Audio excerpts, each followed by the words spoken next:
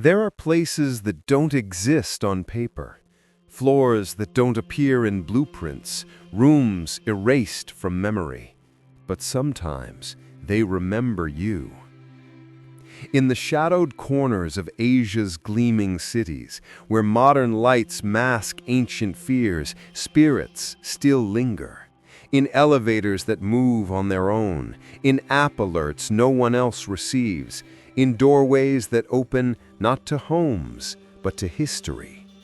This is the unseen architecture of the haunted, where superstition isn't a whisper of the past, it's a warning, and the line between technology and the spirit world is far thinner than we dare believe. Welcome to Ghosts of Asia, where every story is rooted in truth or something older. Tonight, we follow a man named Nat, a tenant, a skeptic, a believer by the end. This is the story of the floor that wasn't there. The sun was already falling behind the skyline when Nat rolled his suitcase across the marble-tiled lobby of the Silvarin residences. The building smelled of lemon-scented polish and air-conditioned stillness, modern, sleek, and expensive. He had signed the lease just 3 days earlier, remotely. A promotion at the firm came with perks, and this place was supposed to be one of them. The concierge, a young man with a perfect part in his hair and a name tag that read Tan, gave him a polite smile. "First time in Bangkok, Kun Nat?" "First time living here," Nat replied, handing over his ID. Tan tapped the screen, nodded. "You're in 12A. Just you, right?" "Yeah." Tan hesitated just a blink too long. "The unit's ready. Elevators to your left. Welcome." Nat noticed it immediately when he stepped in. The elevator panel. The button for floor 13 was missing. There was 12, then 12A, then 14. Not uncommon in Asia, he knew. Many buildings skip the number 13 out of superstition. In Thai, the word for 13 sounds similar to sadness. People avoided it the same way Westerners avoided black cats and broken mirrors. Still, 12A. That felt like cheating the curse. The elevator rose smoothly. Instrumental music played faintly, bright, sterile. Then a soft ding. The doors slid open to a well-lit hallway with glossy floors and recessed lights, all cold and too white. No windows, just silence. Unit 1207 was at the end. The plaque read 12A 1207. He punched in the code on the smart lock. The light blinked green. The door swung open. His new apartment smelled of new paint, polished wood, and filtered air. Sparse furniture had been arranged. A low black couch, a minimalist kitchen, pale curtains, a wide window overlooking the river. Everything was pristine, too pristine, like a showroom someone had just stepped out of. He pulled his suitcase inside, closed the door. Silence followed. No ambient city noise, no neighbors, no creaking pipes. Just quiet. He turned on the lights and walked around, familiarizing himself. The bedroom was at the back, tucked behind a sliding frosted glass door. The bathroom was spotless, its mirror tall and unblemished. The air felt cold despite the setting. He unpacked a few clothes, set up his laptop, connected to the Wi-Fi. The building's app downloaded automatically, Silvarin Link. It promised everything: smart lighting, concierge booking, elevator tracking, package delivery, and community news. Before bed, he scrolled through it out of curiosity. Under floors, it listed Level 12, Level 12A, Level 14, Facilities, Basement. No 13. Of course. Still, something about that bothered him. Why not call it 14? Why create a floor with a name that sounded like an asterisk, an afterthought? He brushed it off. Superstition wasn't his thing. Rationality paid better. He went to bed early, jet-lagged and exhausted. Bangkok's skyline shimmered beyond the window, gold lights reflecting off the Black River. At 1:13 a.m., the elevator chimed. He didn't hear it, not at first. It was the second chime that pulled him halfway from sleep. Then a faint shuffle, a rustle in the hallway, something soft, like feet moving over laminate. But when he blinked awake, there was only silence. He lay there for a while, staring at the ceiling. Eventually, he drifted off again. The next morning, he forgot about it. Later that day, he met one of the neighbors, Kun Somchai, a round man in his 60s who was walking a stiff-legged Shih Tzu in a pink bow. "New?" Somchai asked, pausing near the elevator. "Just moved in yesterday, 12A, 1207. "Brave," Somchai chuckled, not unkindly. "Why?" The man shrugged. "No reason. Just most people prefer higher floors, less noise." "But I haven't heard a thing." "Give it time," Somchai said, then turned toward the elevator and added with a grin, "It remembers more than we do." Nat watched him disappear behind the elevator's closing doors. He stood there for a moment, oddly chilled. That night, the elevator chimed again, 1:13 a.m. Then a ding and a pause, as if someone had exited. Nat sat up. Nothing but silence. He tiptoed to the pier hole. The elevator was empty. No lights flickered, no sound. He opened the building's app, checked the elevator logs. The log for 1:13 a.m. read, "Destination floor 13. Return, lobby. Passengers, none." Nat stared at it, waiting for the number to correct itself. It didn't. There was no button for floor 13. There was no floor 13. He refreshed the app. Now the log was gone. The next morning, he brought it up with the concierge. "Excuse me, Tan, does the elevator ever glitch?" "What kind of glitch?" "Stopped on the wrong floor, gave a weird log?" Tan hesitated just slightly.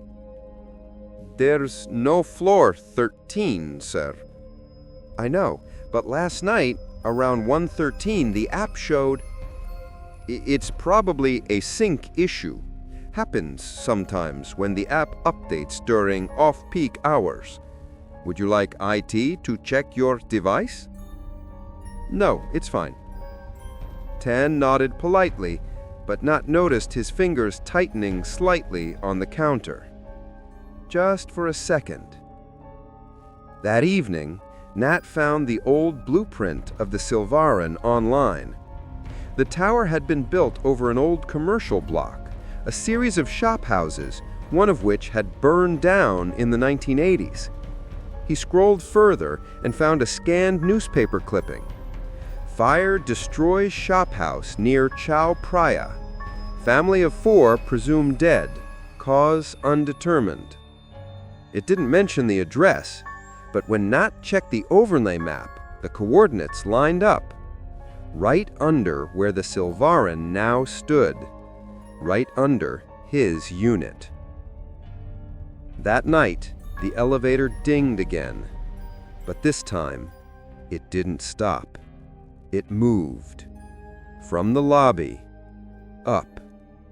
Then, floor 13. Then silence. Then back down. The next night, Nat couldn't sleep. Not because of the noise, there wasn't any. In fact, it was the stillness that kept him awake. That strange, heavy kind of silence that doesn't feel peaceful, but watchful. A silence that presses in from the corners of the room, from behind the blinds, from inside the walls. He lay on his back, staring at the ceiling, trying not to think about elevators or app glitches or newspaper clippings about burned families. But at exactly 1:13 a.m., ding! The sound was soft, muted, like it came from another floor, but it was unmistakably the elevator. Nat sat up, fully alert this time. He reached for his phone and opened the Silverin Link app. The live elevator status was blank. Refresh. Still nothing. He slipped on his slippers, crossed the room, and opened the door slowly. The hallway outside was cold, sterile, and completely empty. No footsteps, no breeze, no flickering lights. Just that faint scent of floor cleaner and something else, something metallic. He padded softly down the hallway, stopping at the elevator. The panel glowed softly in the dark, like a sentinel waiting to be touched. He pressed the call button. Nothing. Pressed again. Still nothing. Then, without warning, ding! The doors slid open. The elevator was empty, but warm. He stepped inside. The air was heavier here, like someone had just stepped out, like breath still lingered. The mirror on the back wall showed his reflection, pale, sleep-deprived, alone. He looked at the panel. There it was again, 12, 12A, 14. No 13. He jabbed the lobby button. The doors closed slowly, almost reluctantly. As the elevator descended, the screen above the door flickered once, just once, then flashed 13. Nat's stomach dropped. Then it was gone. The screen corrected itself. Lobby.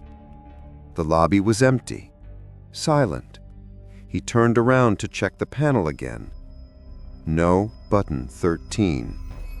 He hurried back to his unit without looking behind him. The next morning, Nat took his phone to the building's management office. A middle-aged woman named Ning greeted him with a polite bow. "You saw floor 13?" she repeated, tapping her pen against her tablet. "No, I didn't go there, but the elevator said 13 for a second, and the log from the night before listed it as a stop."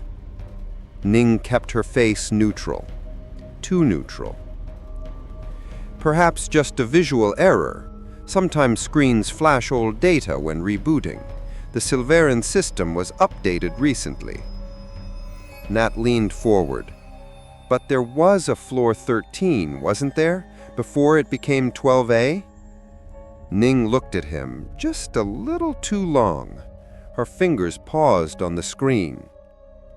"This building never had a 13th floor, Kunnat. It was designed that way."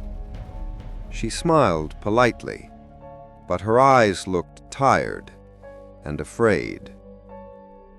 That afternoon, Nat walked past an older maintenance worker mopping the hallway. The man didn't speak at first, but as Nat passed, he muttered something in Thai. Nat turned back. "Excuse me." The man glanced around, lowered his voice. "You're in 12A, yes?" "Yeah, why?" He tapped his temple. "Sometimes this building makes you see things, but it's not your eyes, it's the floor remembering." Nat frowned. "The floor?" The man didn't answer, just turned away and kept mopping. Back in his apartment, Nat pulled out his laptop. He dug deeper. He found an old Reddit thread in Thai, years old, buried deep in search results. Someone had posted about Silverin residences during its early construction. Comments mentioned a delay in permits, something about a fire code violation, and odd rumors about improper spiritual cleansing of the site. One comment, translated roughly, read, "Don't stay on 12A. It was 13. They changed the number, not the spirit." Another said, "A family died in the fire. No monks came. That's why the prayers never ended." Knott's skin prickled. He leaned back, staring at the wall, at the corner where the ceiling met plaster. It felt thinner somehow, like there was something behind it. That night, he couldn't help himself. He left his door open a crack and sat on the couch, lights off, phone in hand. He opened the Silverin Link app and kept it live. The elevator tracker glowed faintly on the screen. Midnight passed. 12:47 a.m., 1:02 a.m., 1:11 a.m. Then, ding! He stared at the screen. Elevator moving. Current, lobby to floor 13. He didn't breathe. No passengers listed. No sound outside. Just the soft, phantom sound of the elevator rising. Then a pause. Then the log changed. Return. Floor 13 to lobby. Passenger count, 0. But the camera feed, static. Then, one frame of someone inside. A dark blur, barefoot, head slightly tilted, then gone. The log disappeared. App refreshed itself. No recent elevator activity. Nat stood up slowly, walked to the door. The hallway was empty, but the elevator light was on, and the doors were just beginning to close, as if they'd been held open for a long, long time. He didn't sleep the rest of the night. He sat on the edge of his bed staring at the phone. At 3:06 a.m., he received a push notification, Silverin Link alert. You left your door open. Close it to avoid spiritual intrusion. Nat's breath caught. He stared at the message, then blinked. It vanished. No history, no notification log. He checked the app settings, and there was no alert type by that name. And his door? Still locked, still closed. But something on the inside, the faintest black streak now trailed across the floor, as if someone had walked in, covered in ash. By the third night, Knott began to sleep with the lights on.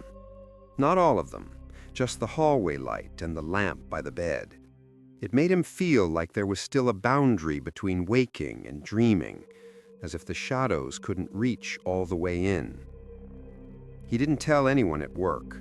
How do you even start that conversation? "Hi, I think my elevator's haunted. Also, I may have seen a burned woman standing in a floor that doesn't exist." So he smiled, nodded, signed documents, answered emails. But inside, he was already unraveling.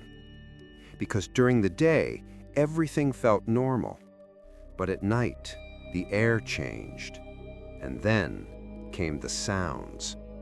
It started subtly, just a faint clicking behind the bathroom mirror, then a sigh through the ceiling vent, then, unmistakably, a voice, low, croaking, as if someone were reciting a prayer in another room.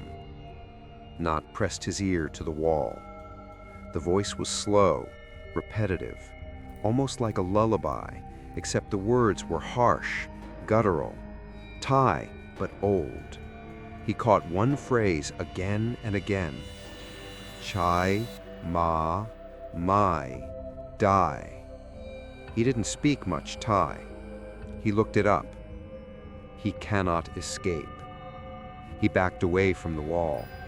The voice kept going.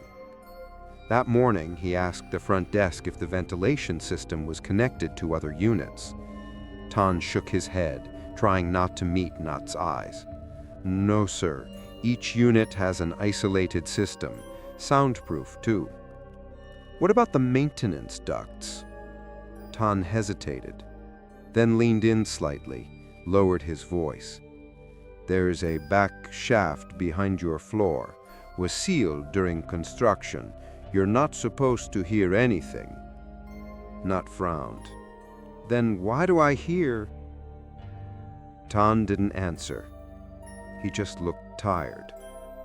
That evening, Nat brought in a portable recorder. He left it running in the bedroom while he stepped out for dinner.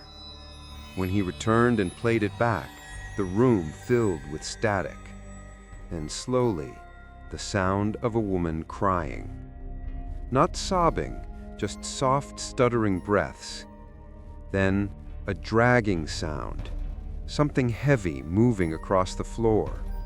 Then, knock, knock, knock. 3 knocks, clear as day. He checked the door's smart camera, no motion detected. He checked the app log, no entry, no alerts. But near the bottom of the log, one message flickered briefly before vanishing. Floor 13, Unit 1207, mirror active. Mirror active? He checked the bathroom. Steam was fogging the mirror, even though the shower hadn't been used. He wiped it with his hand. There was something written underneath, faint, as if drawn by a finger in the mist. We see you. That night, the apartment grew cold. Not just air conditioning cold, but deep cold, concrete cold, the kind that creeps into your bones. He tried to sleep, but the whispering came back, this time clearer, from the vent above his bed. He turned off the light just to test. Instantly, the sound grew louder, as if the darkness had permission. He turned the light back on. Silence. He reached up with a chair and flashlight, unscrewed the vent panel. Dust, wires, and something else. A strip of burned cloth, wedged deep inside, blackened, stiff, with a faded floral print. A child's pajama sleeve. He dropped it.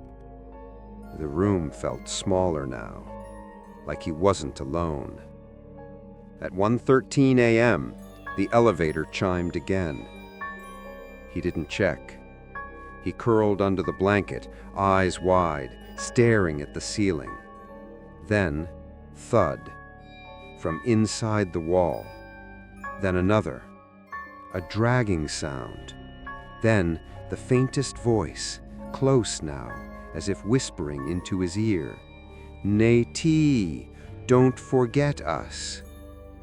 In the morning, he searched the name, Nati.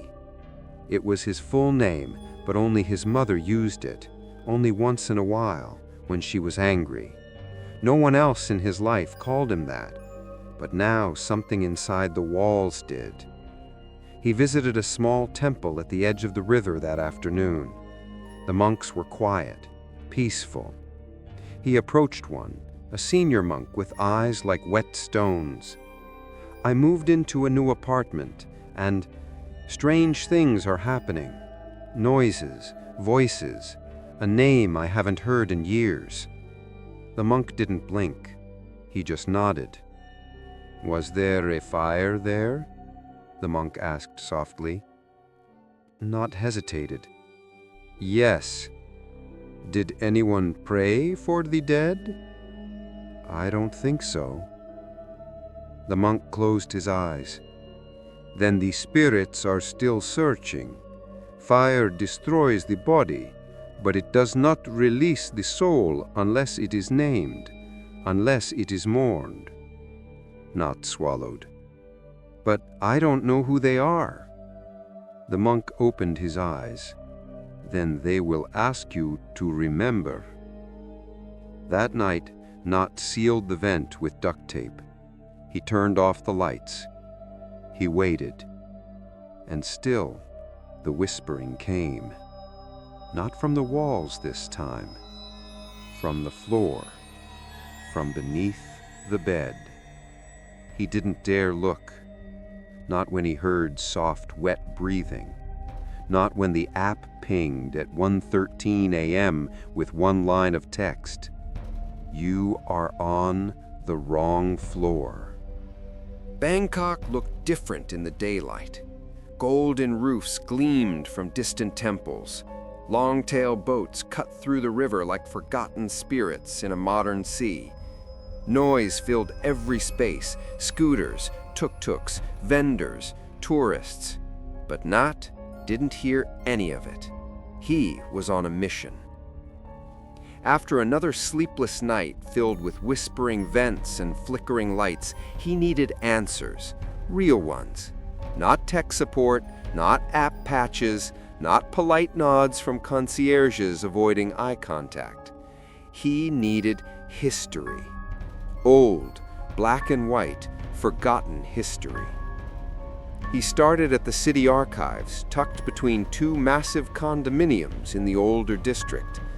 The interior smelled of humidity and aged paper, with yellowed ceiling fans that moved slower than time itself. A tired woman behind the desk eyed him curiously.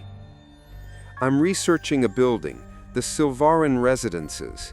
Used to be shop houses there, right, before construction?"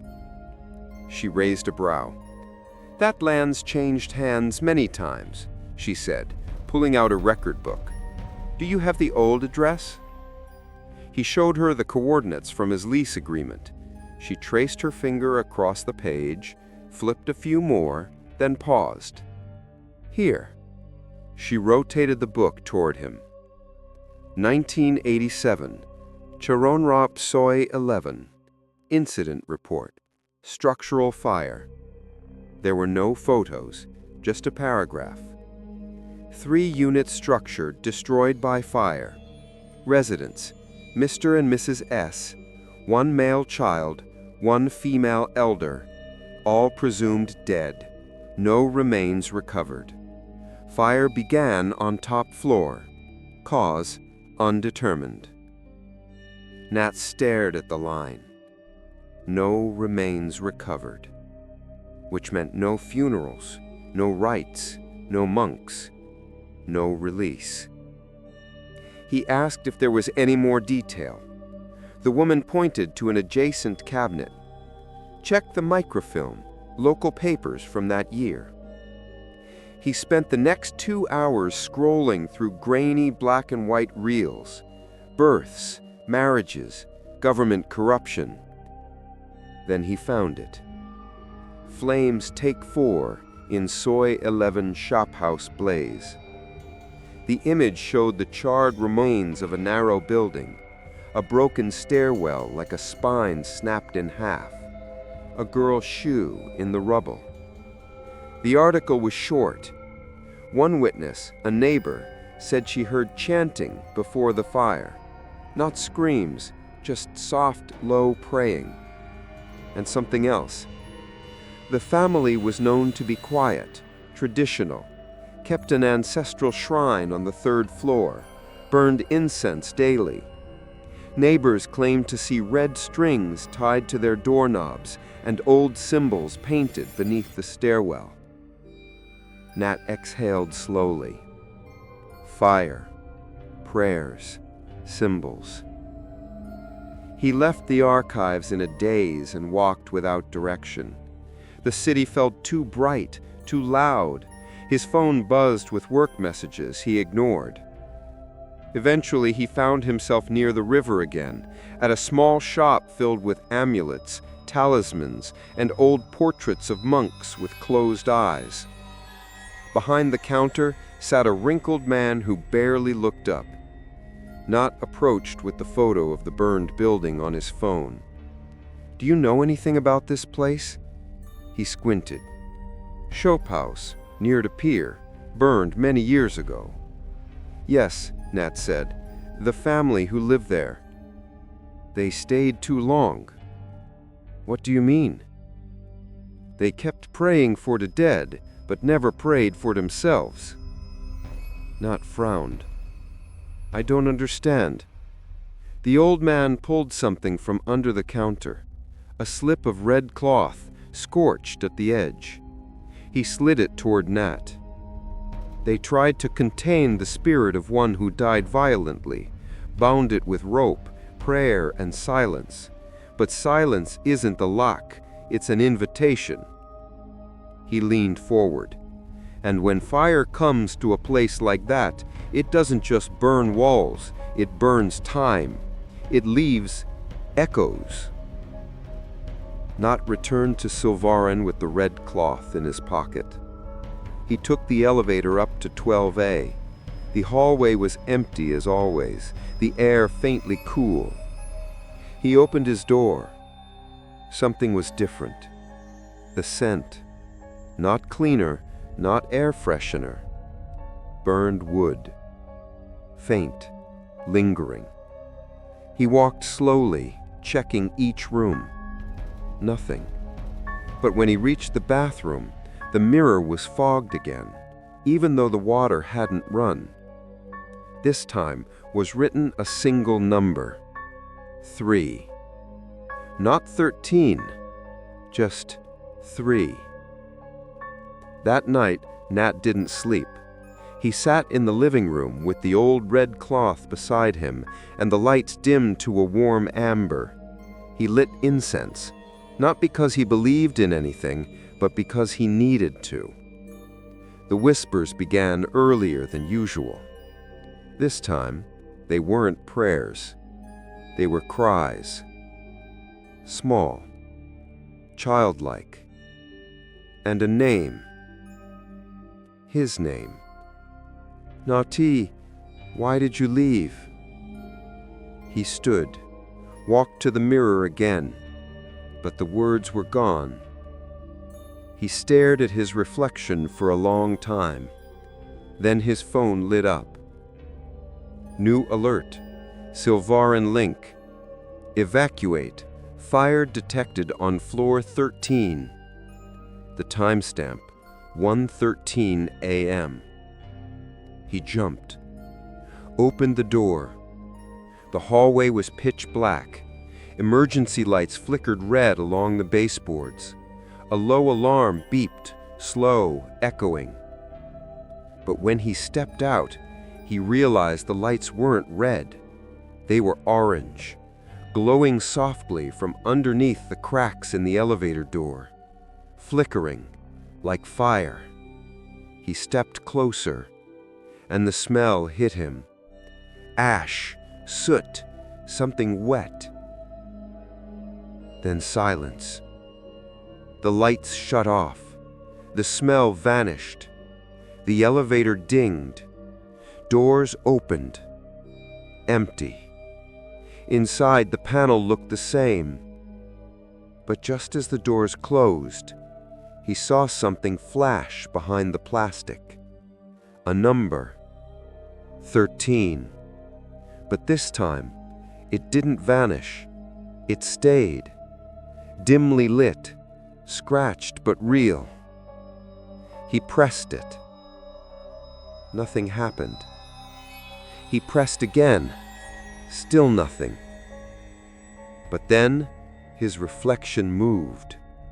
He hadn't, but his reflection had.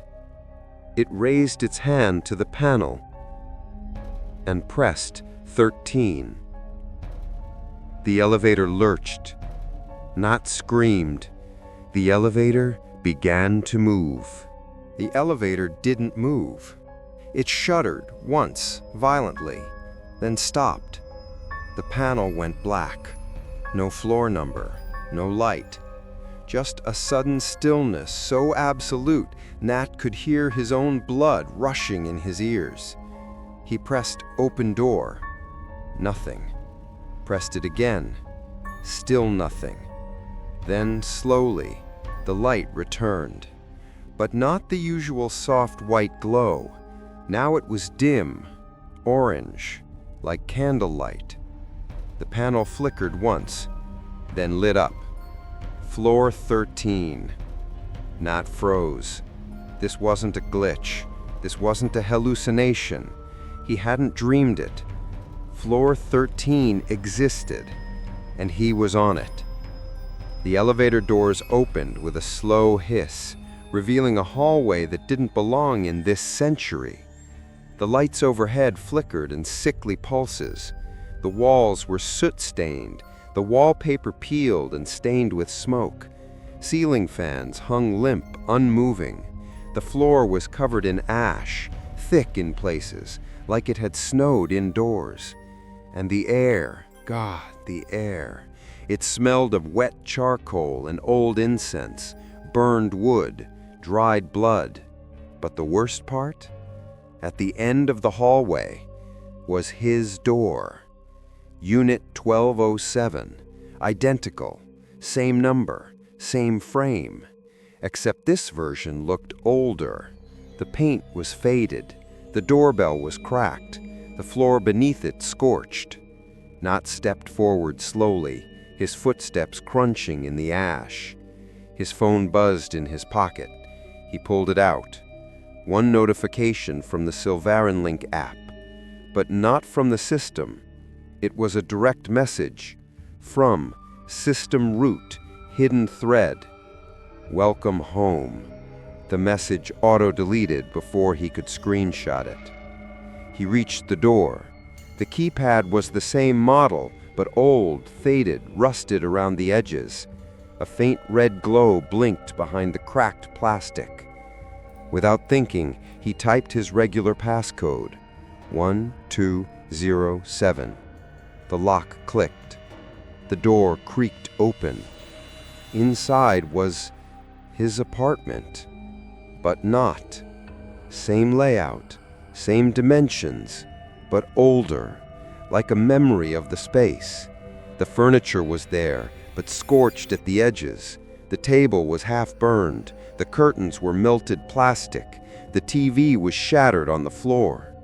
And on the couch, someone was sleeping. Him. Nat stood frozen.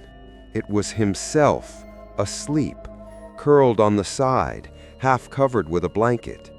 His face was peaceful, too peaceful, as if unaware that the walls around him were blackened with soot. He stepped closer. The air grew colder. Then, a sound. From the corner of the room, a soft hum, a lullaby, female.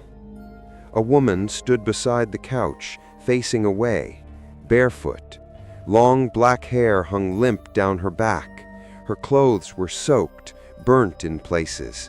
Her fingers moved slowly, tracing circles in the air above sleeping Nat's chest. She didn't look up, didn't turn, just hummed. Nat opened his mouth to speak, but no sound came out. Then the woman whispered, "Only for you." His phone lit up in his hand, auto-dialing, screen flashing, +666. He slammed the phone face down on the table. The screen kept glowing. Then the woman turned, but not fully, just her head. Only her head. It twisted too far, bones cracking audibly, until her face stared back at him upside down, hollow-eyed and scorched. Her lips burned black. She smiled. Then everything went black. He woke up on the floor of his real apartment, back in Unit 12A. The lights were on, bright. The ash was pawn. His phone was beside him, face down, battery dead. But there was something else in his hand. A string of prayer beads, burned, still warm. He rushed downstairs. The concierge, Tan, was there. Nat ran to the desk, breathless. "I need help. I went to floor 13. I saw myself. I saw her." Tan stood very still. "Floor 13 doesn't exist." "Don't lie to me," Nat shouted. Other tenants glanced over. Tan looked around nervously, then leaned in, quietly. "I believe you." Nat blinked. "What?" "I've worked here for 2 years. I've heard the stories, but it's only ever happened to one person." Nat's voice dropped. "Who?" Tan looked him straight in the eyes and said, "You." Nat backed away. The lobby felt suddenly foreign, cold, echoey. He checked his phone again, plugged in now, booting up. It loaded. No messages, no logs, no alerts, except one. In his private messages, sent at 1:13 a.m. From Silvarin Admin, hidden thread. "Emergency alert. Fire on floor 13. Evacuate immediately." He looked up at Tan. "Did you send this?" Tan shook his head slowly. "No one sent that. You're not supposed to get messages like that." Nat's hands trembled. "Then who did?" Tan looked toward the elevator, then back at Nat, and whispered, "Maybe someone who still thinks you're there." That night, Nat didn't sleep, he didn't eat. He sat on the floor, holding the prayer beads, the scent of ash still on his clothes. He opened the app again, searched through the back-end menus, hidden logs, admin access. One file caught his eye. Incident Archive 1207.log. He clicked it. The screen glitched, then played a security camera feed. Grainy black and white footage, time-stamped 1:13 a.m. The camera inside the elevator. No passengers. Then, suddenly from the corner, a girl appeared. Just appeared like she'd always been there. She was maybe 9, hair in braids, holding a teddy bear. She looked straight into the camera and mouthed something. Nat slowed the footage, enhanced, read her lips. "Come back." Then, static. The next morning, Nat avoided the elevator. He took the stairs from 12A down to the lobby. 13 flights, even though the directory said there were only 12. But it felt right. Honest.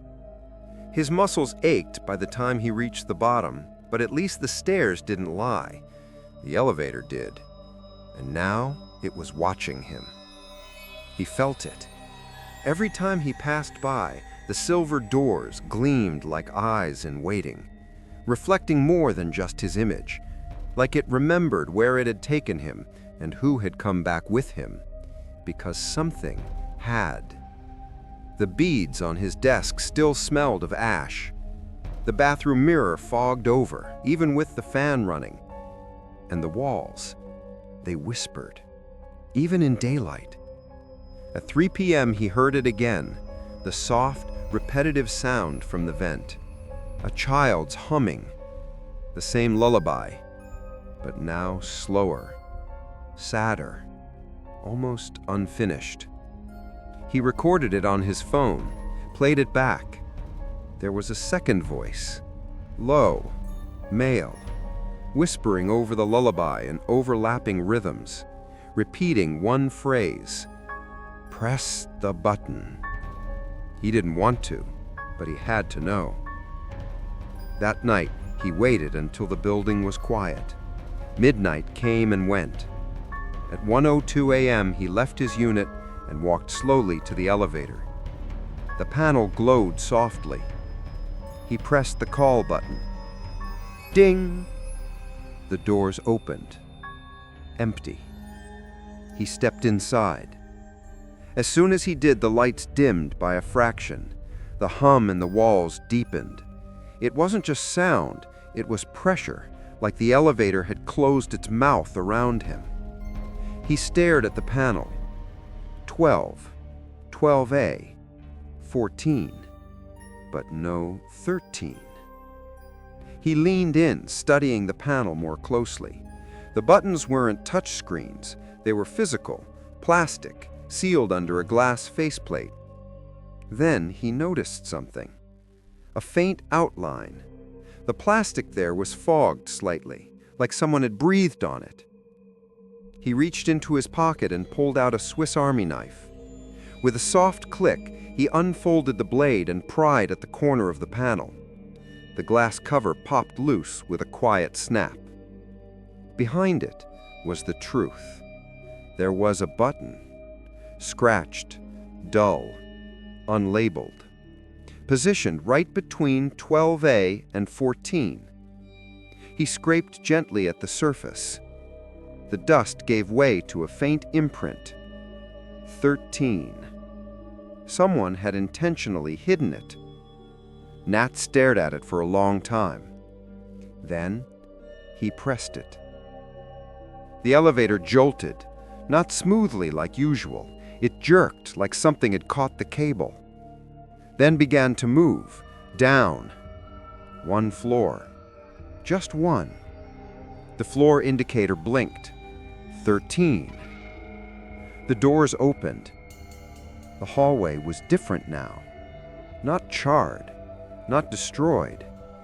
This time, it looked alive, but not in a comforting way. The walls were painted in a yellow-white that had long since faded.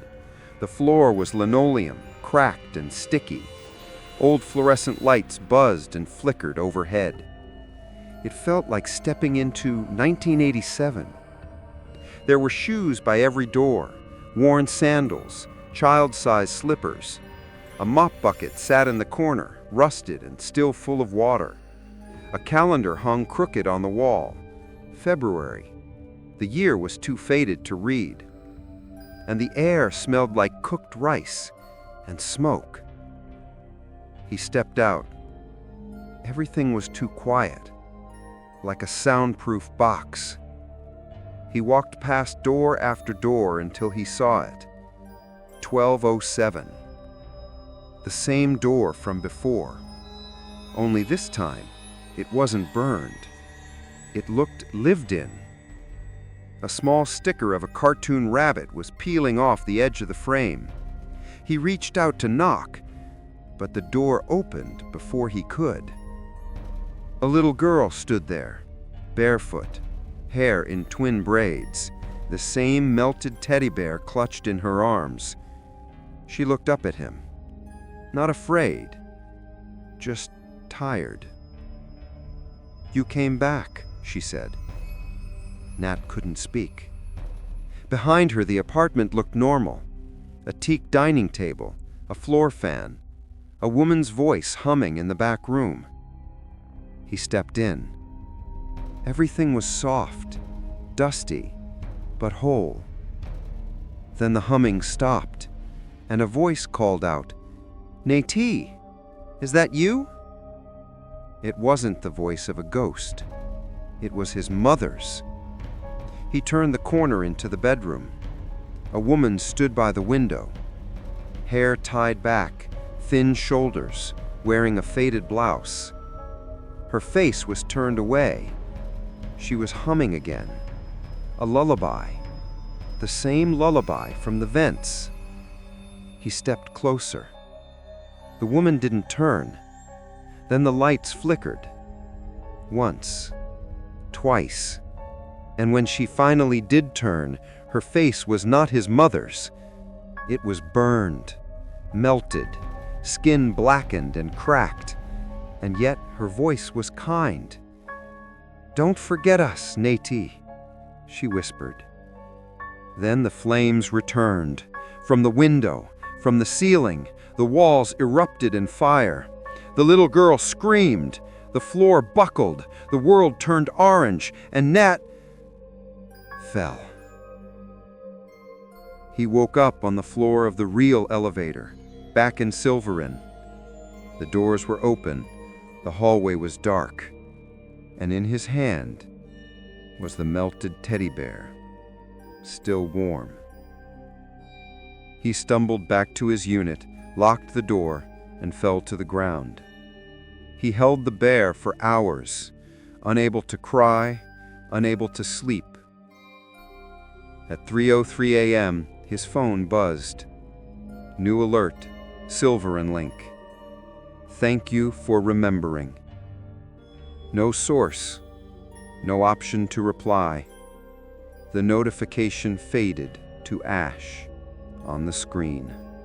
Nat didn't leave the apartment for 2 days. He unplugged the smart speakers, turned off the building app, blocked out the vents with towels and tape. But none of it mattered, because the humming still came through the walls, because the lights still flickered, because the hallway still smelled, faintly, of fire. But most of all, because the teddy bear was still on the floor, half melted, half clenched, as if some small hand refused to let go. And Nat couldn't throw it away. He tried. He put it in a plastic bag, dropped it down the garbage chute, turned the latch, and walked away. That night, it was back on his bed, sitting upright, facing him. It was no longer a question of belief. Something was wrong with this building, and somehow it had decided he was the key to fixing it, or repeating it. At 1:13 a.m., the elevator chimed. He didn't hesitate this time. He got up, grabbed the teddy bear, and walked to the elevator barefoot, his steps soft on the cold laminate floor. The panel blinked to life as soon as he entered. 12, 12A, 14, and, now fully visible, 13. He didn't even press it. The elevator moved on its own, down, back to the floor that didn't exist. When the doors opened, the hallway had changed again. No longer modern, no longer restored. Now it was ruined, coated in ash from floor to ceiling. Every wall scorched black, the ceiling cracked, lights barely flickering above him, some swinging slightly, though there was no wind. The smell hit him like a memory. Burnt rice, charred cloth, melted plastic. Grief. He stepped out. His feet left prints in the soot. The teddy bear hung from his fingers, lighter than it should have been, as if it had hollowed out over time. A single overhead bulb buzzed loudly, casting sickly shadows that shifted when he didn't move. And there again was his door, 1207, but now half burned, the number barely hanging on, curled like a dried leaf. He stepped forward and pushed the door open. It creaked on warped hinges. Inside was what was left, a skeleton of his apartment. Walls stripped to black beams, glass shattered across the floor, the silhouette of furniture outlined in ash. But in the center of the room was something new, a circle, drawn in red string, black ash candles on each corner, prayer paper burned to flakes. He recognized the symbols from the archive images. They weren't meant to summon, they were meant to contain. He stepped inside the circle. The air changed instantly. He couldn't breathe, not because it was hot, but because something was watching. The teddy bear slipped from his hand and rolled to the edge of the circle, stopped. He knelt, hands trembling. Then he heard it. From the walls, from the vents, from everywhere. Children, crying, whimpering, praying. And one voice above the rest, a man's voice, frantic, broken. "It's not enough! It's not enough! Please, forgive me! Don't take them! Don't take her!" Then the sound of flames, rising fast, and the scream of a woman. Then silence. Nat fell forward, choking on smoke that wasn't there. And when he opened his eyes, he saw them. 4 figures standing in the blackened kitchen. A woman, her dress halfway burned off, hair stuck to her face. A man holding a photo frame, blistered skin melting from his hands. A child, and another child. The little girl with the braids, and beside her, a smaller boy, maybe 3. All 4 of them watched him. None moved, none blinked. The girl spoke. "Why didn't you remember us?" Nat tried to answer, but he couldn't. His mouth was dry, his voice buried. Then the man stepped forward. "We gave everything to stop it, to lock it in, but the prayers died with us." The woman followed. "The fire didn't end us, it opened the door." The children spoke together. "Now it opens for you." And then the floor split, not literally, but emotionally. The air became flame and memory and loss and screams that had echoed for decades without names to carry them. Nat dropped to his knees, tears mixing with soot. He whispered, "I'm sorry. I didn't know. I didn't know who you were." The little girl stepped forward, placed her tiny burned hand on his, and said, "But you came back." The fire went out. The hallway fell silent, and when Nat opened his eyes, he was back in the elevator, alone, soot on his hands, the teddy bear in his lap. That morning, he checked the building app. There was no floor 13 anymore, not even hidden. The panel button was gone, as if it had never existed. But the string around his wrist, one of the red circle bindings, was still tied there, tight, unburned. The red string stayed tied to Nat's wrist. He tried cutting it. Scissors wouldn't work. A knife wouldn't bite. He even tried burning it with a lighter, but the flame went out the moment it touched. So he left it. By now, he understood enough to know it wasn't meant to be removed. The days blurred. His coworker stopped messaging. His phone rang, but only once at 1:13 a.m. Each night, a call from +6666. He never answered, but the voicemail icon always appeared afterward. And each time, the same recording. Soft breathing. Then a lullaby. Then the sound of a match striking flame. He stopped checking. The teddy bear no longer left his room. It sat in the corner like a shrine. He caught himself glancing at it when he walked by, not out of fear, but out of familiarity. The way you'd glance at an old photograph or a scar. One evening, as the sun bled into the skyline, Nat's power flickered. Not the whole building, just his unit, only his. The lights dimmed, then flared back to life, but lower, yellowed, like candles trapped inside light bulbs. He checked the app. No outages reported, but a new message was waiting. Sylvanan link, alert. Bedside presence detected. Unit 1207. No motion history, no camera footage, just a timestamp. 1:13 a.m., the previous night. But Nat hadn't moved, and he lived alone. That night, he left the bedroom light on. He lay still, staring at the ceiling. But something was different. The air wasn't cold. It was warm, almost humid, like someone had just taken a bath or lit an incense. Then came the humming, faint, delicate, a lullaby, the same one. Not from the vents this time, not from the hallway, but from inside the room, from behind him.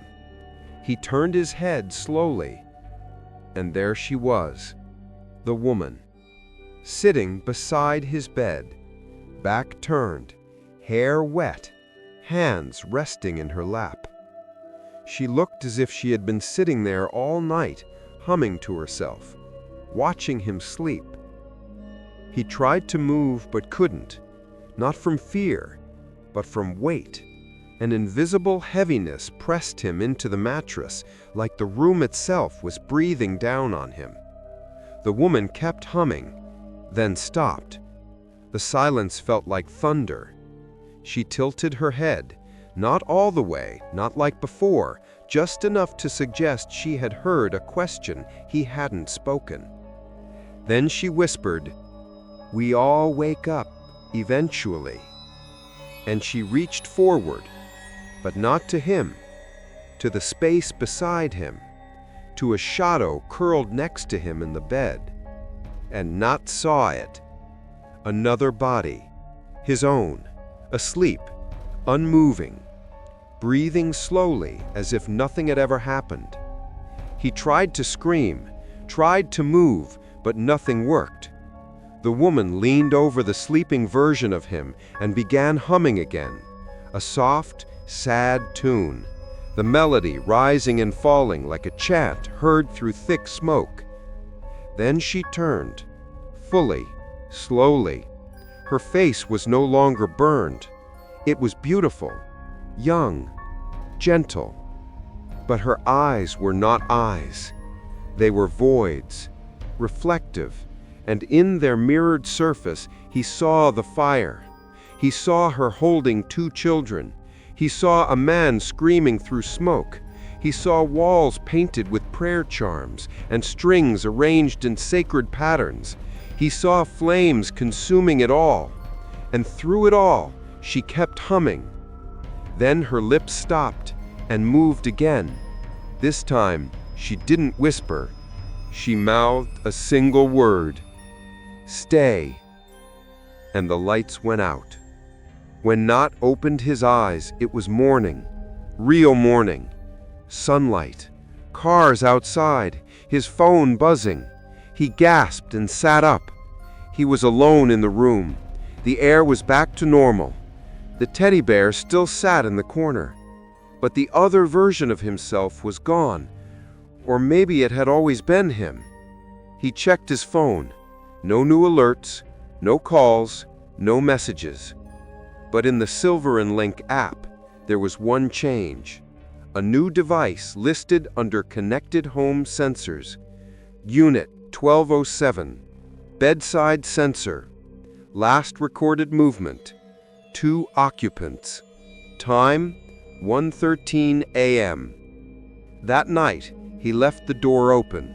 He laid out the red string in a perfect circle around his bed. He placed the teddy bear in the center and waited. At 1:13 a.m., the lights dimmed, the door creaked, the lullaby returned, and she stood there, not moving, not threatening, just watching, as if she was waiting for him to remember something, to surrender something, to let go of something that never belonged to the living. The call came again. Same time, same number. +666. But this time, Nott answered. He didn't mean to. He didn't want to. But when the screen lit up, glowing in the dark like a wound that wouldn't close, his thumb moved on its own, and the call connected. There was no voice, just static. Then breathing, wet, rattling, slow. Then a soft sound like wind chimes in a burning house, a lullaby almost too quiet to hear, and then a whisper. His name, not Nott, not Natti, but both, spoken at once, spoken like a prayer and a curse. "You are the only one who came back." The line went dead. The phone shut off. The air turned cold. And Nott sat there, heart racing, feeling like something ancient had just looked at him through a keyhole in time. That morning, his phone refused to charge. His SIM card read unregistered. His photos were gone, his contacts erased. Only one remained, a saved number labeled May, Mom. But Not's mother had passed away 5 years ago. He opened the message thread. One unread message from last night. Come home. I've been waiting. Attached was a photo, a blurry image of him, sleeping, taken from above, taken from inside his apartment.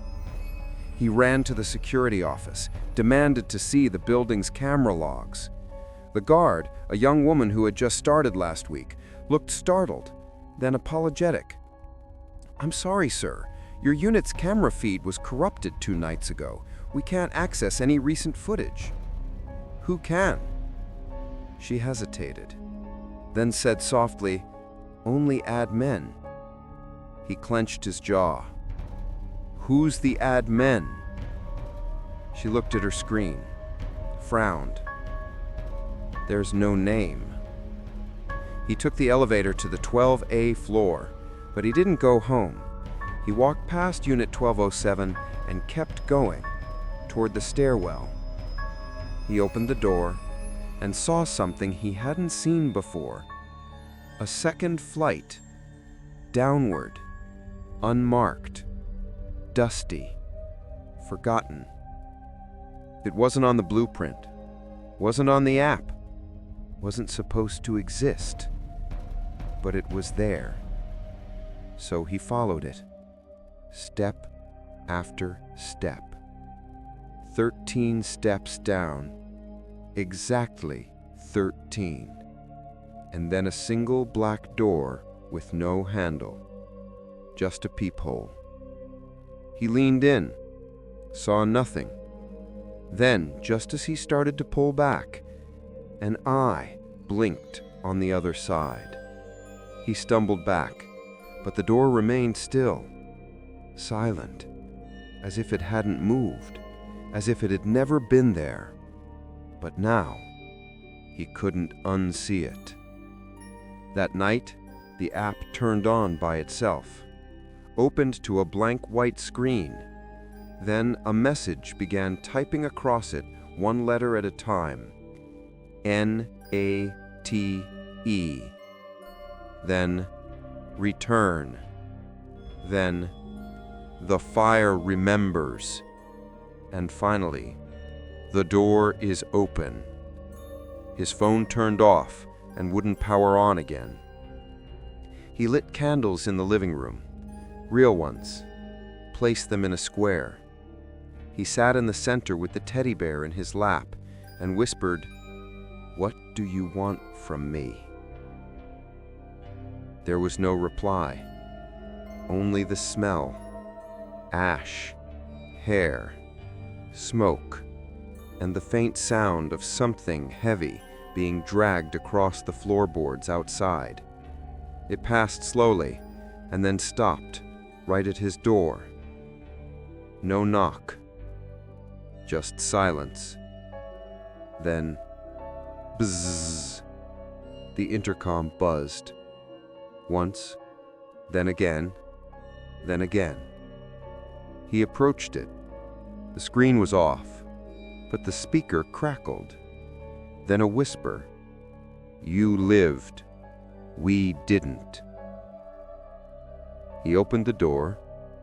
No one was there, only footprints in ash leading away toward the elevator. He followed them, pressed the button. The elevator opened immediately. Inside, the lights were already dimmed, and on the floor, a cell phone. His, working, unlocked, the screen showing a countdown. 000013. He stepped inside. As the doors closed, the timer hit 0, and the phone rang. +666. He answered. This time there was a voice, a woman's, calm, too calm, The hallway is not the end. The floor is not the prison. You are. The elevator jolted, then began moving, but not up, not down, just moving as if shifting between two worlds layered like forgotten pages. The panel blinked. All the buttons disappeared. Only one remained. Return. The elevator stopped. The doors opened.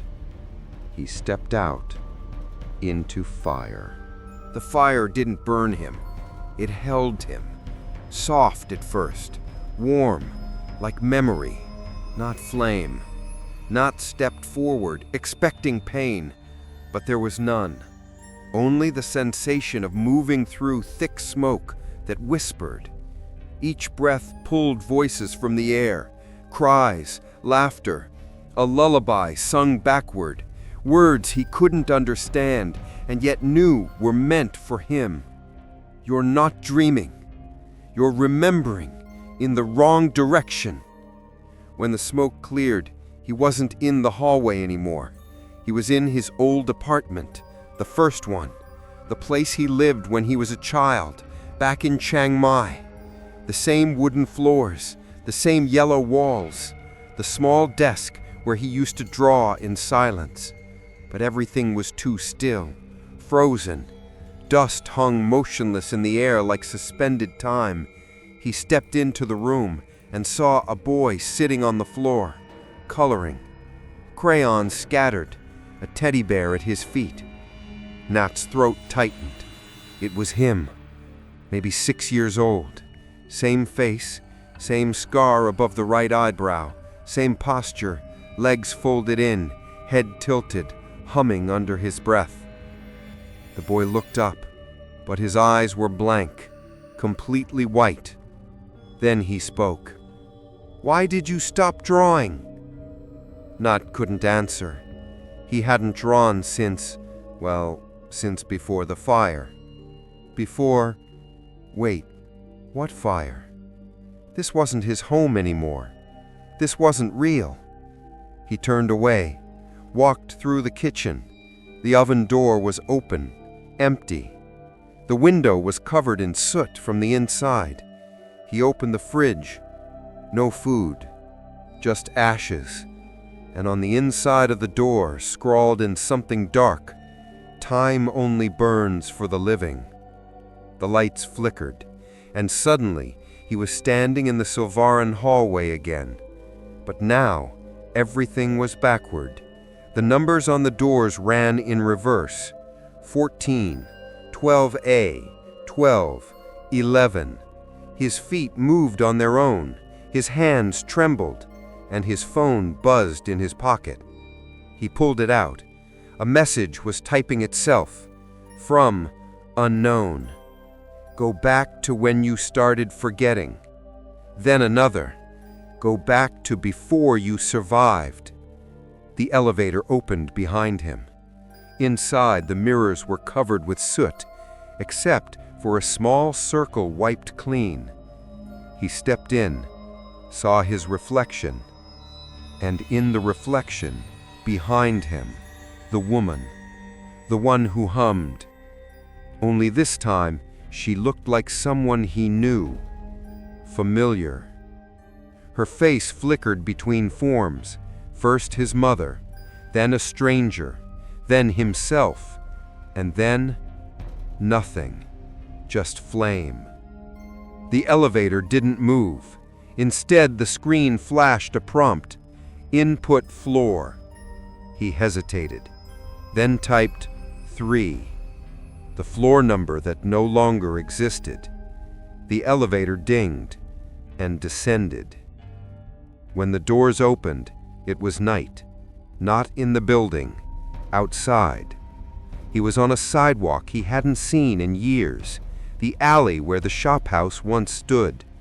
Except now, it was intact, unburned, lights on, shadows moving behind the curtains. It was the night before the fire. He walked toward the front gate, hands shaking. A red string hung across the entrance, fluttering in the wind. Paper charms were pinned to the doorways, warnings, protections, but none of them had worked. Inside he could hear voices, a family talking, laughing, eating. He stepped forward and saw himself at the table as a child, and saw the little girl again, the one with the teddy bear. She looked up at him, then through him, and whispered, "If you walk away again, the fire stays open." But Nat couldn't move, because standing behind her, just barely visible in the dark hallway, was something else. Something tall, faceless, wrapped in a robe of black smoke and ash, its head cocked at a crooked angle. It didn't step, it slid. And as it reached toward the family, Nat screamed, but no one heard him. Not the girl, not the child version of himself, not the parents, only the thing. And it smiled. Then everything burned. He jolted awake on his apartment floor, back in Silvarin, soaked in sweat, smoke alarm blinking red, but silent. Outside, the hallway lights flickered, and the walls smelled of incense again. His phone buzzed. One new alert. Silvarin Link admin. Unauthorized access to floor 3 detected at 1:13 a.m. There was no floor 3. Not anymore. He checked the blueprint again, old versus new, overlaid them, and something clicked. His unit, 1207 on floor 12A, was built directly over what used to be room 3, the top floor of the shop house, the room that started the fire, the room where the prayers were whispered and never finished, the room where the ritual failed, the room they died in, the room he survived. He stared at the blueprint for a long time, until one final message appeared on the screen. No sender, no reply option, just text. Backward isn't the past. It's the path. Go back again. He didn't leave the apartment the next day. Didn't speak, didn't eat. He just stared at the blueprint on his screen, overlaid again and again. Modern floor plan on top of the original shop house layout. No matter how he aligned it, the conclusion stayed the same. His apartment, Unit 1207, floor 12A, was exactly where room 3 used to be. The room that caught fire first, the room where the ritual failed, the room where a child lived, a child named Nati. Him. He dug deeper, found an archived police report, brief, half-redacted. It confirmed what the articles didn't. One body had been recovered, a child, survived with minor burns. No ID, no family, no one came forward. He was placed in foster care, renamed, reborn.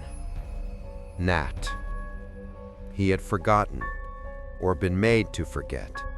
The trauma buried like smoke behind his eyes. But the fire had remembered. The dead had remembered. And now, the walls remembered too. At 12:47 a.m., the lights dimmed again. No alert this time, no app glitch, just stillness. Then the elevator chimed once, then twice, as if waiting for him. He rose, slowly, walked barefoot to the hallway. The panel inside glowed red this time, not white, not blue, red. And the only button was labeled Room 3. Not a floor, a room. He pressed it. The elevator doors closed and the descent began. But the screen showed no numbers, just one word pulsing across the display. Remember. When the doors opened, there was no hallway, Just one door ahead. Familiar, wooden, scorched at the edges. A red string still tied across the top and carved into the door frame, barely legible beneath the soot. Jamdai Mai? Do you remember? Nat reached forward. The door opened before he touched it. Inside was the room from his childhood, but now ruined, walls blackened, floorboards warped, melted toys in the corner, the desk half collapsed, and in the center, a circle of ash, unbroken. He stepped in and sat, not because he wanted to, but because he knew he had to. It was his place. It had always been. Then came the voices, layered, stacked. The family praying, the father chanting, the mother crying, the little girl humming, and the fire speaking in between. He lived because they bound him to us. They saved the child by trapping the fire in his name, but he forgot, and so we stayed. Nat whispered, barely audible, "I didn't know." The fire answered, "But now you do." A figure stepped from the shadows. The little girl, the one with the melted teddy bear. She stood just outside the ash circle, barefoot on scorched wood. She held out the bear. Nat reached for it, but she pulled back and asked, "Will you finish the prayer now?" Nat nodded, but he didn't know the words. Still, something rose in his throat. Not speech, memory, instinct, grief passed down through smoke. He closed his eyes and whispered words he hadn't spoken in decades. Old Thai prayers, half forgotten, not perfect, but real. He lit a match, held it to the ashes. The flame rose, quietly, softly, and stayed contained. The circle glowed, the air calmed, and the girl smiled for the first time. Then the room began to shift, walls fading, ceiling peeling into stars, floor becoming smoke. The girl's outline blurred, the teddy bear dropped, and she whispered, "We can go now. You can stay." Nat shook his head, not in fear, but in understanding. "No," he said, "not yet." She nodded and vanished. He woke up in bed, in his apartment, the light steady, the air clear. The string on his wrist, gone. The teddy bear, gone. But the scent of incense lingered, soft and warm. And the app on his phone, no more glitches, no more ghost floors, just one final message. Silverin. Link. Room cleansed. The fire has passed. Floor 13 removed. He stood by the window, watching the river glow with morning light, and for the first time in weeks, he felt peace. But peace with weight, like the end of a long prayer. Not silence, but closure. Nat didn't tell anyone what happened. What would he even say? That a forgotten fire reached through time? That a floor erased from blueprints still breathed beneath his feet? That the girl in the vent had been waiting not for revenge, but for release? No one would believe him. Maybe that was for the best.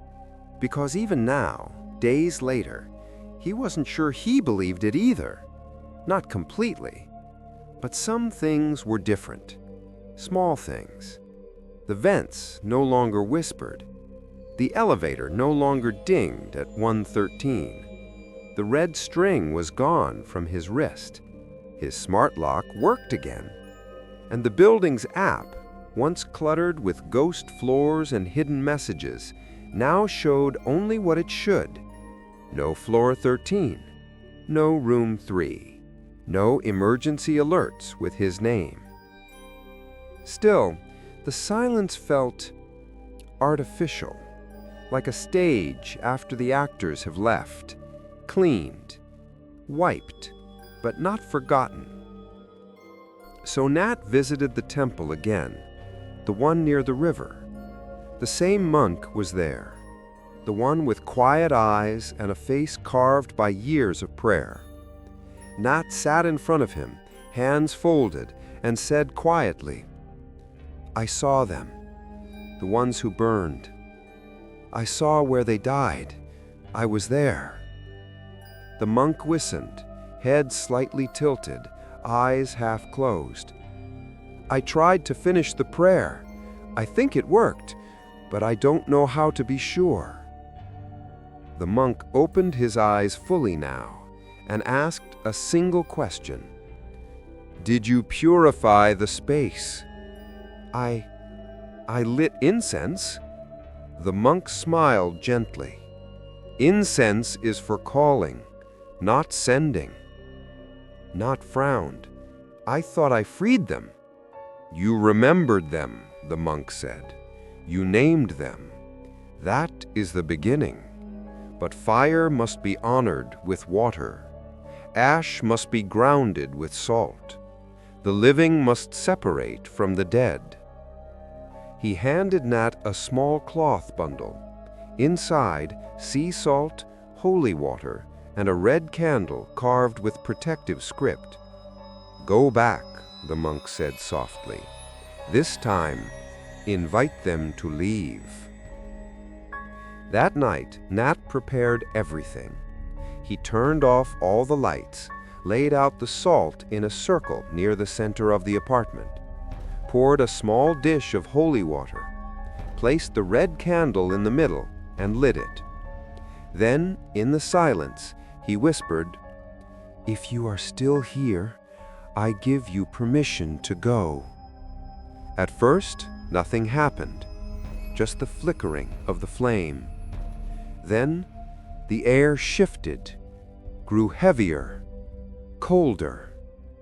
The windows fogged from the inside, and the flame bent sideways as if pulled by breath.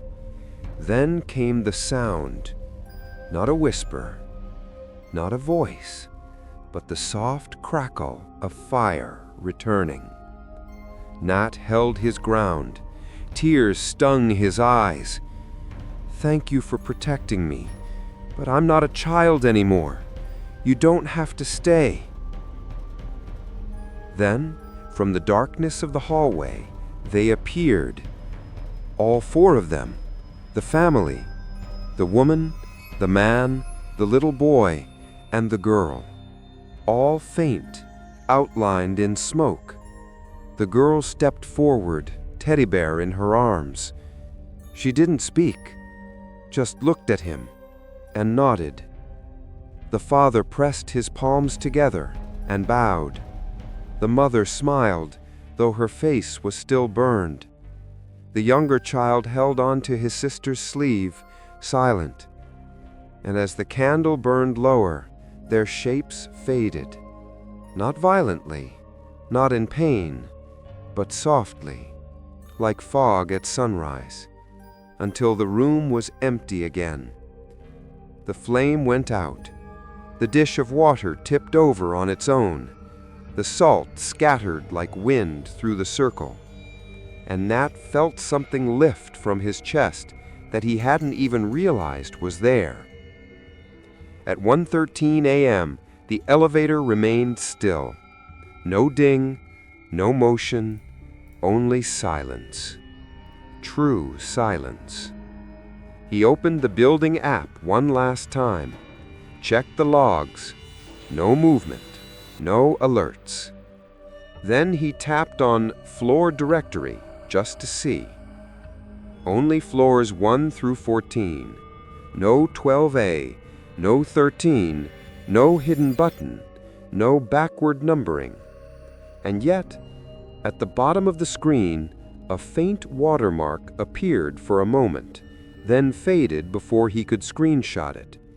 It said, "Purified, room 3, restored to memory." He turned off his phone, lit a single stick of incense, not to summon, just to honor, and whispered, "Go in peace." The hallway outside was silent. The vents didn't hum. The lights no longer flickered. The mirror stayed clear. And the walls, finally, truly, stopped watching. The peace didn't last. Not completely. Not in the way Nat had hoped. The air was still. The floor quiet. No more chimes at 1:13 a.m. No red strings. No messages from beyond. But there was still one thing. The feeling. Like something was listening. Not constantly, but waiting. Watching from a deeper place. Not behind the walls, but beneath them. He kept the monk's candle, even after it burned low. Set the leftover wax on the windowsill. A reminder that sometimes survival is not victory, it's responsibility. 2 weeks passed. No signs, no dreams, no fire. Until one night, as he brushed his teeth, he noticed something strange. His reflection. It didn't blink when he did. It lagged, just slightly, barely noticeable. But once seen, it couldn't be unseen. He stared, waited, and the reflection blinked before him. He stepped back, tried to rationalize. Poor lighting, exhaustion. Maybe the mirror warped slightly from the steam. He wiped the glass clean, but something lingered in the air. A scent he hadn't smelled in days. Ash. Faint, like something that had traveled on someone's clothes or been disturbed after resting too long. That night, he woke to a sound. Soft, wet, like something dragging along the hallway floor. He sat up in bed, listening. The vents were silent. The lights didn't flicker, but the dragging continued. Steady, deliberate, growing louder, closer. Then, silence. He held his breath. Footsteps now. Just one pair, barefoot, sticky against the laminate floor. Then they stopped, right outside his bedroom door. The knob turned, didn't open, just turned, then back, as if whoever was on the other side had decided not to come in. The next morning, Nat found a single handprint on the wall outside his bedroom, low to the ground, small, child-sized, smudged in gray soot. He returned to the temple that afternoon. The monk was sweeping leaves, not approached. "There's something still here." The monk nodded without surprise. Sometimes, when the spirit leaves, the echo remains. Not frowned. An echo? The monk looked up. Not the soul, not the ghost, just the memory, burned into the place, into you. Nat swallowed. "So what do I do?" The monk smiled gently. "You live, respectfully, with awareness. Ash never sleeps, but it also doesn't chase." Back at the apartment, Nat did something he hadn't done in weeks. He opened all the windows, let the air circulate, let the wind take whatever it needed. He swept the floor, scrubbed the walls, repainted the trim, and when he got to the smudged handprint, he didn't clean it. He traced around it with white paint, sealing the soot into the wall beneath, not to erase it, but to honor it, to acknowledge it. That night, the building app updated. A small notification popped up. Silver in link, new feature, legacy floors, historical archive mode now available. He opened it. There, hidden in the interface, was a grayscale layout of the building's original plan. It showed the shophouse footprint beneath the high-rise. Room 1, Room 2, Room 3. He tapped Room 3. A soft audio file played, crackling, then humming, then silence. The voice on the recording was his own, younger, softer, saying just one word: goodbye. He stared at the screen for a long time, then closed the app and whispered it again, this time out loud. Goodbye. No flames followed, no whispers answered, but the air shifted, just slightly, as if someone had finally turned away. It happened on a Sunday. Bright sky, clear air.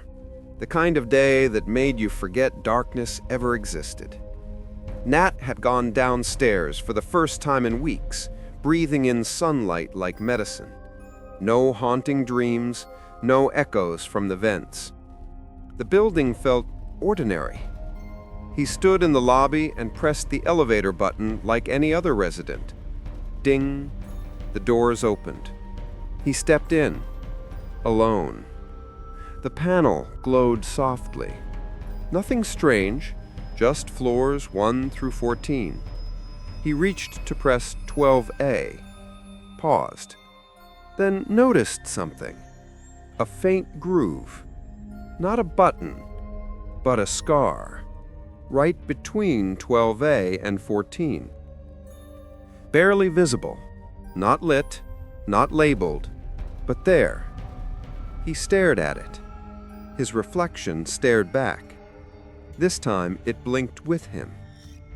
He didn't press it, not this time. He let the elevator take him home. Later that night, he sat by the window. The river glittered outside. Boats moved like ghosts across the water. And from somewhere deep in the walls, too distant to be frightening, he heard it. A hum. The lullaby, but softer now, like someone singing to themselves in another room. A memory echoing once more before fading. Not calling, not warning, just existing, like ash in the cracks of an old floorboard. He opened his notebook and wrote down everything. The fire, the elevator, the floor that wasn't there, the child, the voice on the phone, the backward stairs, the woman who watched him sleep. He wrote it all. Not to prove anything, not to share, but to remember, because forgetting had been the real haunting. At 1:13 a.m., he stood in the hallway, in silence, not out of fear, but reverence. He placed a small candle on the ground where the elevator usually dinged, lit it, watched the flame flicker once, then go still. The air remained quiet, still, balanced. No elevators moved, no doors opened. But Nat knew something had shifted. The floor hadn't disappeared. It had rested, at last. He walked back to his unit, closed the door gently, locked it. Not out of habit, but respect. He poured a glass of water and set it next to the window. For them. For the ones who never made it out. Then turned off the lights, climbed into bed, and slept. There were no dreams, no visions, no fire. Just sleep. Unbroken, whole. Like waking after years of forgetting who you used to be. But in the building system, buried beneath the interface, beyond what any tenant would see, a quiet log entry was created. It read, Floor 13, status, quiet, last occupant, Nay T, survivor, memory retained, ritual completed, access sealed. Then, after a long pause, until called again.